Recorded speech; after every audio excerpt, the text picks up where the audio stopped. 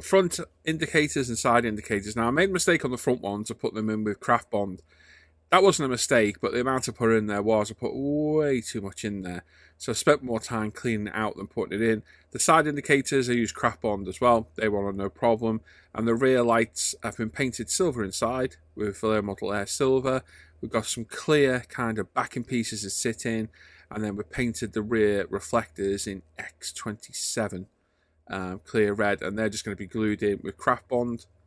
And they're just pushed home nice and gently. And there we go. That's those in place. And the other side too. There we go. And there's our front Nismo intercooler, our lights, which are looking very snazzy. And now we've got the bottom in and we're trying our screws. And this is where I realised that they're too bloody short. Look at that. What it is the chassis pan is too thick for it. And it wanted you, I think, to screw further up, and there's not enough meat in the resin that I'm going to risk drilling into it. So no way, Pedro, no way, Jose, are we doing that. Anyway, our lovely prepared discs and calipers were clear coated. I believe I 2K'd them, and with a bit of CA glue they're held in place. And it's now that I've found the hubs make the wheels protrude a little bit too much. So I'm just going to take out about 2.5 millimeters off each one, so it sits flush and makes the wheels sit in a bit lower. So using a JLC razor saw, which, fun fact, I actually broke my blade doing this. We're just going to lightly saw through both ends until we get it placed. Then we'll sand it nice and smooth, so we've got a really nice 90-degree angle.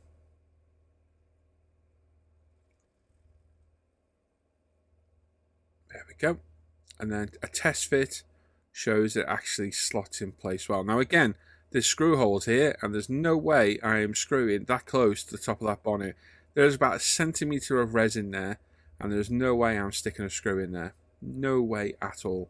So a bit of CA glue. Make sure we've got the tab orientated correctly for the caliper. We have test fitted all these so we know we've got the right one for the front and rear. And yeah, a little bit of glue on top as well, just to secure it fully. And when you think that all the other hubs are glued in place, so it'll be perfectly fine just being glued. As I say, there's no way I'm drilling and screwing into that thin resin there. No way at all. Like I say, these have all been modified so they fit in a bit better, which they do. The rears weren't too bad. I think they fitted straight in. So just some dabs of CA glue, and we can line the caliper block up with the hole on the hub, and then line the central hole for the hub up with the middle of the disc as well, like so. There we go. Same on the other side as well. Get it all lined up. Make sure they're straight. Make sure the calipers are orientated the right way.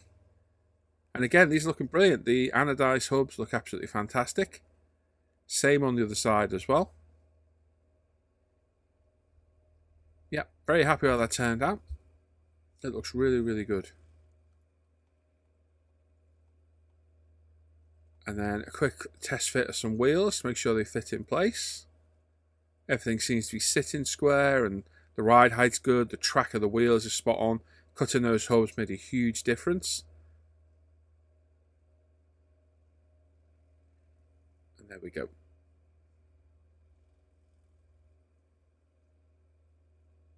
So the glue's glued, with the back wheels glued in. We're just applying a little bit more CA glue around all those hub connections, and a little bit of CA glue on top to secure our chassis in place as well. So as you can see, we've got all our pedals in there, the seats are in there. There we go. We can close it up and just hold it for a little bit. While we're there, we'll pop our rear wheels in place as well. Love these wheels. The chrome, white and silver really goes well against that blue bodywork. They're absolutely beautiful.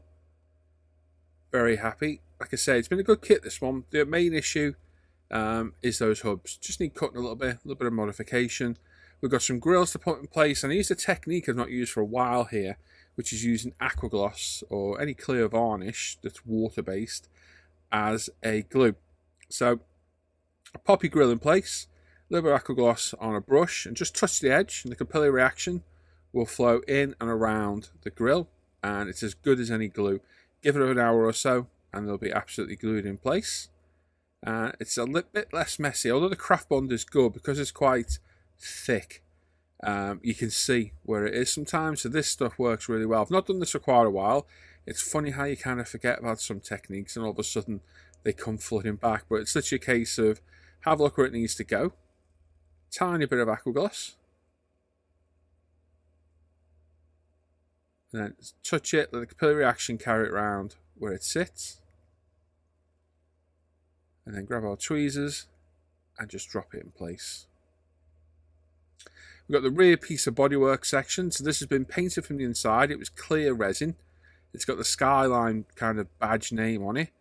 And it was just left. It was painted body colour and then glued in place. And then the headlights, they've all been painted up. So we get some craft bond in the back. Again, all been test fitted, so we know everything fits fine.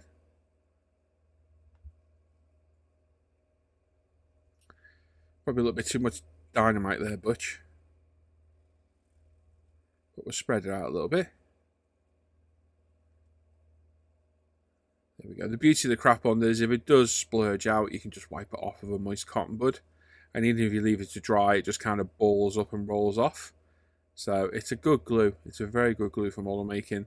We're going to push these back, push them in, and then we'll get a cotton bud, not lick it, and just wipe off any excess glue. And we're not going to lick this one either. Nope. Anyone that says I licked it is a liar. And there we go. Just get it all lined up, and then leave those to set for a bit. And then we do the headlights. The headlights have been cut off the pour stub and cleaned up with a knife. And we've gone around all the outer edge with our Sharpie to add the seal on the outer edge of the glass. And then we're on to probably the trickiest part of these builds, which is the clear acetate. Now this one, compared to the RX-7, was a piece of cake. That RX-7 was a tough one, especially that rear window. So a quick test fit, all fits in place fine. We've got some Bob Smith's Gold Super, or Super Gold, which incidentally we now stock on Pro Scale with some of their other adhesives, Kicker and Debonder. We're going to go round and apply a semi-generous amount around the edge of the frame and then spread it out. Because this is non-fogging, it literally glues it in place without fogging the plastic at all. So it's just a case of going around and carefully spreading it out. I'm going to show this one window and then we'll skip forward to all the other ones being done. In this case, just a little dollop. Keep it away from the very edge on either side, so you want it right in the middle of the frame. And you don't want too much. You don't want it to squeeze out where it can be seen. It doesn't take a lot at all. There we go. Into the corners. Make sure you got all four corners as well.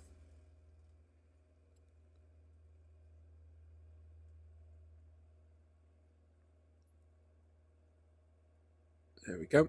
You're better to be thorough here and put enough glue down than need more later on, because it does become a little bit of a pain. And then using our masking tape trick as a holder, we're just going to offer it up, get it in place. You get a bit of working time with the Bob Smiths, it's good. And then get some cotton buds and become an octopus. So it's get it all lined up. And then push the corners in one side at a time.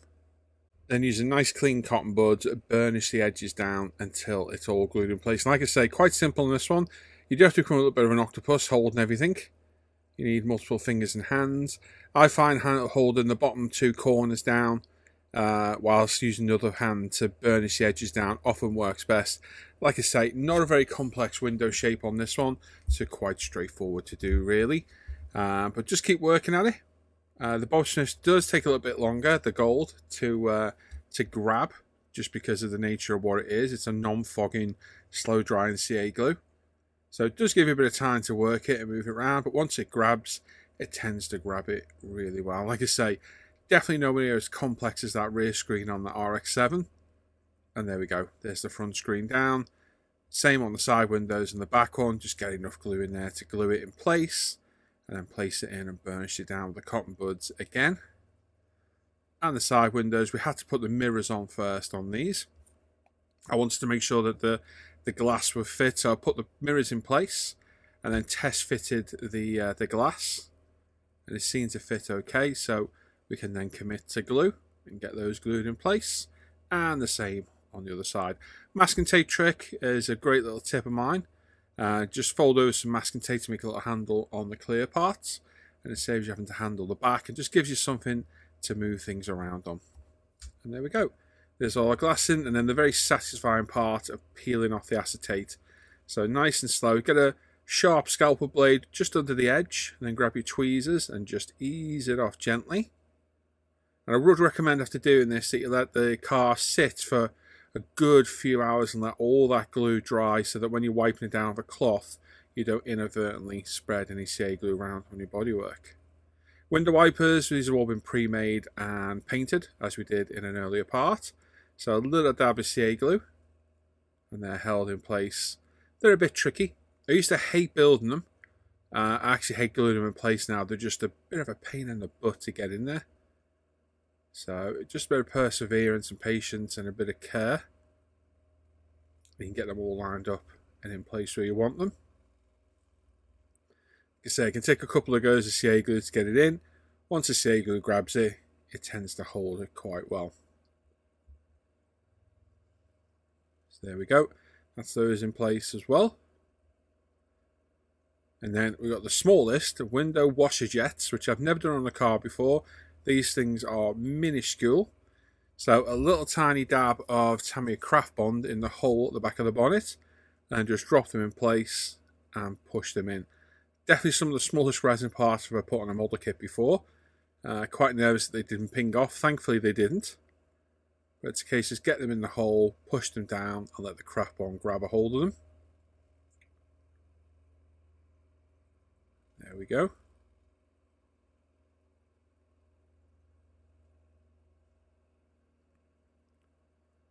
Very fiddly, but again, adds to the look of the car. Adds a bit of depth and a bit of interest to it.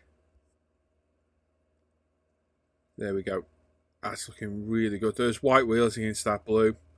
Absolutely fantastic. A beautiful deep blue paint. We've got our spoiler in place now. It's just been glued in the upper and lower level. Literally a bit of Sega. We've got a number plate on the back, which is one of our zoom on ones. We stock at Pro Scale. All the grills are in place. Looks fantastic. Great looking car. It's all been polished up with the UMP shine. And here we go. Here's some pictures of it as well. So I've got to remember now, all the way back to the beginning. I think this was primed in Pro Scale Grey Primer. Painted in Pro Scale Nissan Deep Marine Blue. We gave it a Tamiya Black Panel Line Wash after getting the kit decals on. And it was then 2K cleared using Pro Scale Paint's 2K clear system. The wheels were a combination of the Pro Scale Paint's chrome system, Porsche Pure White, and superfine silver on the centres with some black paint for the rivet detail. The interior was a mixture of black grey leather from Pro Scale and anthracite, along with anthracite flocking. And we used some of the Pro Scale hot metal blue for the anodized wheel hubs in the centre. Bit of Tamiya carbon, a polish up of the Trizic pads and the Menzerna, and the polishing set from Zoom as well, the sponges. And there we go, job done. Build number, I think that was number 7 of the year off the bench. There we go. Let's go back to me for some final thoughts.